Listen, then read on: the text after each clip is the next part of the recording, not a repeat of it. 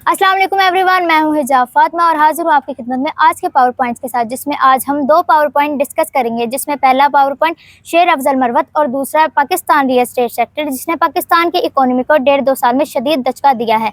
आइए हम इसके रिलेटेड बात करते हैं अली अशरफ साहब से। अस्सलाम वालेकुम। वालेकुम अस्सलाम। कैसे हैं आप? जी आई एम गुड।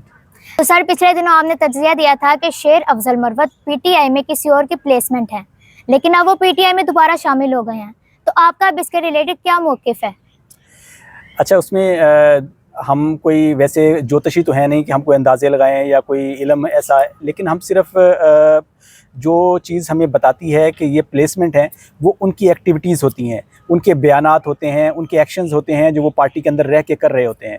तो उन्हीं एक्शंस को देखकर ही हमने जो है ये एक तज्जिया दिया था कि ये क्लियरली नज़र आ रहा है कि ये किसी और की प्लेसमेंट है, क्योंकि वो जिस तरह से पार्टी के डेकोरम्स को और पार्टी की पॉलिसीज़ को रोनते हुए आगे बढ़ रहा था और जिस तरह से वो बयानात दे रहा था, और आपको याद होगा कि उसने वो वाला बयान भी दे दिया था कि और वो इमरान खान के हवाले से कि अगर वो खान है तो मैं भी खान हूँ।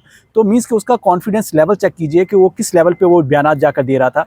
ये सारी चीज़ें जो है कम्युलेटिवली जब हम इनको कंक्लूड कर रहे थे या किसी नतीजे पर पहुंच रहे थे, तो हमें यही लग रहा था कि ये बंदा जो है ये किसी की पीटीआई के अंदर प्लेसमेंट है।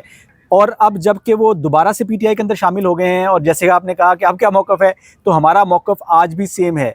आप देख लीजिए कि कल के जलसे के अंदर उसने बहुत तैयारी की, उसने लोगों को इकट्ठा भी किया, उसने बड़ी अग्रेसिव तकरीरें भी की, सब कुछ किया, लेकिन जो एक्टिविटी उसको मशकूक बना गई वो उसका पुलिस से मुकाबला था।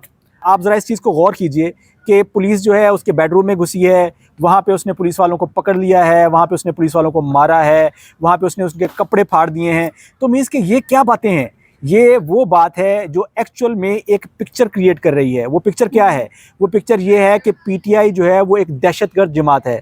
और वो उस बंदे की हिम्मत चेक कीजिए कि वो वहाँ बैठ के ये कह रहा है कि हमने पुलिस वालों से असला छीन लिया। अगर इन्होंने छीन भी लिया था तो इसकी वीडियो जारी करने की क्या ज़रूरत थी? उसने वीडियो बनाई, उसने वीडियो बना के जारी की कि हमने पुलिस वालों से असला छीन लिया, हमने पुलिस वालों पे असला तान लिया, और अगर वो हमें मारते तो हम उन पे फायरिंग भी करते। तो एक्चुअल में देखिए कि वो क्या पोर्ट्रे कर रहा है। वो बीइंग अ पीटीआई लीडर, वो बेसिकली दुनिया को ये मैसेज देने की कोशिश कर रहा है कि पीटीआई एक दहशतगर्द जमात है।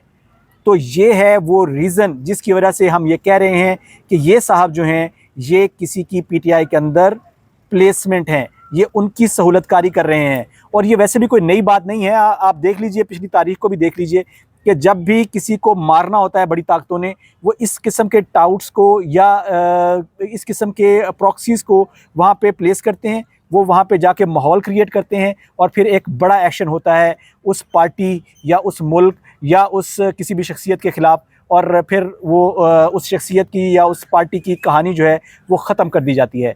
तो सेम गेम यही खेली जा रही है अभी तक के जो भी मामलात हमें नज़र आ रहे हैं। तो हमारा जो तर्जिया था वो बिल्कुल दुरुस्त है। अब हम आ जाते हैं अपनी दूसरी स्टोरी पर, पाकिस्तान रियल एस्टेट सेक्टर, जिसने पाकिस्तान की इकोनॉमी को शदीद दचका दिया है। हम इसे कैसे रिकवर कर सकते हैं? हिजाब, जो भी आप बात कर रही हैं रियल एस्टेट सेक्टर के हवाले से, ये मुझे ऐसे लगता है कि इसको बड़ा सिस्टमैटिकली तबाह किया गया है। इस सेक्टर के साथ पाकिस्तान की बहुत सारी इंडस्ट्रीज़ जो हैं वो एसोसिएट करती हैं, इसके साथ लिंक्ड हैं।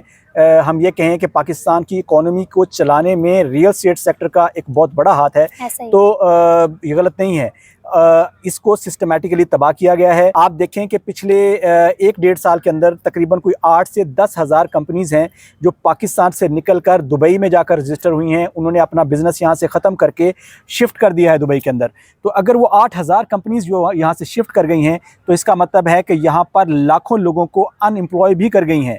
एम्प्लॉयमेंट पाकिस्तान के अंदर जो है वो बहुत ज़्यादा उस सतह पे चली गई है कि जहाँ पर भूख से लोग अब एक दूसरे को मारेंगे या वो खुदकुशियाँ करेंगे, या इससे भी ज़्यादा वर्स्ट सिचुएशन क्रिएट हो सकती है। जहाँ तक रह गई इससे रिकवरी की बात, तो रिकवर हम इसी सूरत में हो सकते हैं कि आज अगर गवर्नमेंट कोई ऐसी पॉलिसी बनाए, बैंकिंग का जो इंटरेस्ट रेट है उसको सिंगल डिजिट में लेकर आए, तब जाके रियल स्टेट सेक्टर जो है वो खड़ा हो सकता है।